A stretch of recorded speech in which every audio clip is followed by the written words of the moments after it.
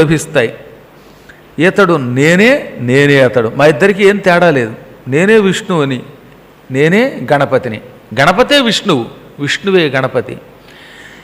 ఇతని కథ ఇంకా ఎంత గొప్పదో తెలిసినా, ఎవరికైనా ఇళ్లలో పిల్లలు పుట్టారు, పుట్టినప్పుడు జాతకర్మలు చేస్తారు కదా, అప్పుడు ఈ కథను తలుచుకుంటే ఆ పిల్లవాడు మహాద్భుతమైన శక్తి కలిగిన వాడు అవుతాడు, గణపతిలా చిరంజీవి అవుతాడు. గర్భాధానాది కార్యక్రమములలో ఈ కథ వింటే అప్పుడు కడుపులో ప్రవేశించేవాడు వినాయకుడిలో గొప్పవాడు అవుతాడు. యాత్రాయాంచ, ప్రయాణ సమయంలో ఈ కథను ఒక్కసారి తలుచుకున్నా, లేక ఈ నామములు ఏది ఏకదంతుడు, పాలచంద్రుడు, ఇందాకనే చెప్పానే సుముఖస్య ఏకదంతస్య నామాలు, ఈ నామాలు తలుచుకున్నా, లేక ఈ కథను గుర్తుకు తెచ్చుకున్నా యాత్రలో వాడికి ఏ కష్టము ఉండదు, ఆ యాత్ర శుభంగా సాగుతుంది. వాణిజ్యాదౌ, వ్యాపారాలు చేస్తున్న వాళ్ళు కొట్టు తీగాని ఈ నామాలు తలుచుకోండి, లేదా ఈ కథని ఒకసారి గుర్తుకు తెచ్చుకోండి. ఆ పూట వాడికి ఎవడి వల్ల గండం రాదు, ఏ దిక్కుమాలాడు ఆ వ్యాపారానికి ఇబ్బంది కలిగించలేడు. యుద్ధే, యుద్ధం వచ్చినప్పుడు గ్యారంటీగా ఇవి తలుచుకోవాలి, అప్పుడు యుద్ధంలో జయం పొందుతాం.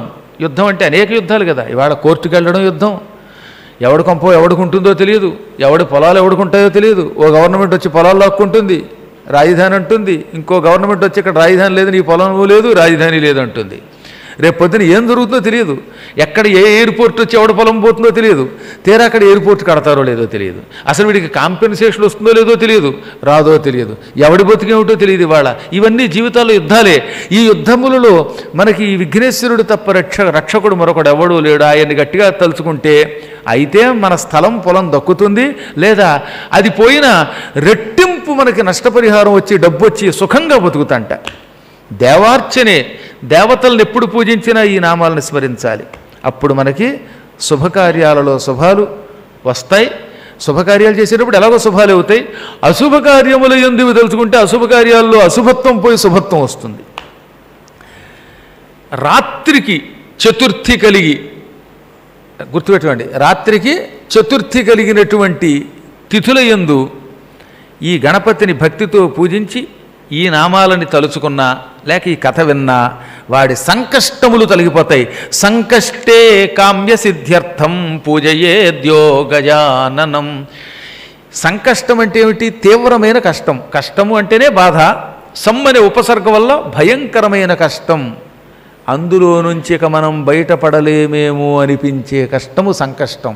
అటువంటి కష్టములను హరిస్తాడు కనుక విఘ్నేశ్వరుణ్ణి సంకష్టహరుడు అన్నారు. అన్ని వేళలా కంటే చతుర్థి నాడు విఘ్నేశ్వరుడి శక్తి పెరుగుతుందిట. అందుకని విఘ్నేశ్వరుణ్ణి యాక్చువల్గా ఇందులో చతుర్థి అన్నారు తప్ప కృష్ణపక్షమా శుక్లపక్షమా అని చెప్పలేదు. అయినా ఎక్కువ మంది వ్యవహారంలో శుక్లపక్షం కంటే కృష్ణపక్షంలో చేస్తూ ఉంటారు. ఇవి జనాచారాలు. అందుకే జ్ఞానులు ఏం చేశారట, ఇందులో శుక్లపక్షం కృష్ణపక్షం అని చెప్పలేదు కనుక పురాణాల్లో రెండు పక్షాల్లోనూ చేయడం మొదలుపెట్టారు. ఒక్కరోజే కదండి, 15 రోజులకు ఒకసారి రాత్రికి చతుర్థి కలిగి ఉన్న తిథి నాడు గణపతిని ఈ 16 నామాలు తలుచుకొని ఈ కథ కొంచెం గుర్తుకు తెచ్చుకొని, ఏది పరశురాముడు గండ్రగొడ్డలు విసిరాడు, ఆయనకి ఎడమదంతం విరిగింది, అప్పుడు పార్వతికి కోపం వచ్చింది. శివుడు వెంటనే కోపం చల్లార్చడానికి రాధాకృష్ణులు పిలిపించాడు. రాధాకృష్ణులు వచ్చి అమ్మవారిని ప్రసన్నం చేసుకున్నారు. విఘ్నేశ్వరుడికి అనేక నామములు ఉంటాయని చెప్పారు. ఇంతే కథ, పెద్ద కథ కూడా కాదు.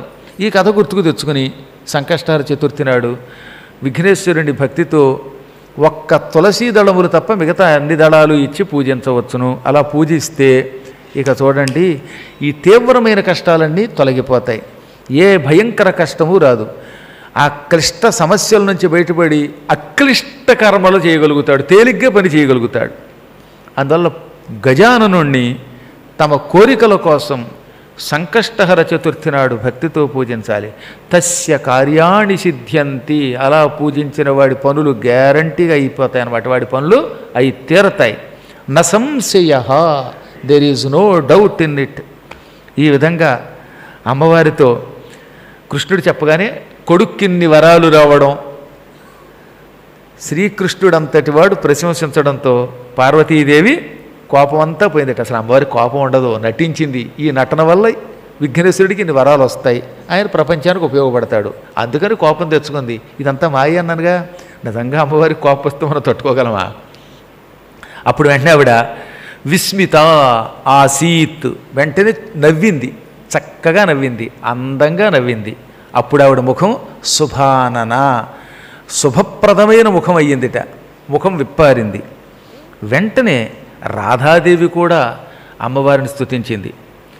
ప్రకృతి స్వరూపిణివి, పురుషస్వరూపిణివి నీవే. ఈ ప్రపంచంలో అమ్మవారు తప్ప మరెవరూ లేరు. నీవే ఒకానొకప్పుడు బ్రహ్మని, విష్ణువుని, శివుణ్ణి సృష్టించావు. బ్రహ్మకి సరస్వతిని, విష్ణువుకి లక్ష్మిని, శివుడికి పార్వతిని ఇచ్చావు. పార్వతి రూపంలో ఉన్నది నీవే, సరస్వతీ రూపంలో ఉన్నది నీవే, మహాలక్ష్మీ రూపంలో ఉన్నది నీవే. ఏ రూపంలో చూసినా ఉన్నది నీవే. నీవే మహాకాళిగా, మహాలక్ష్మిగా,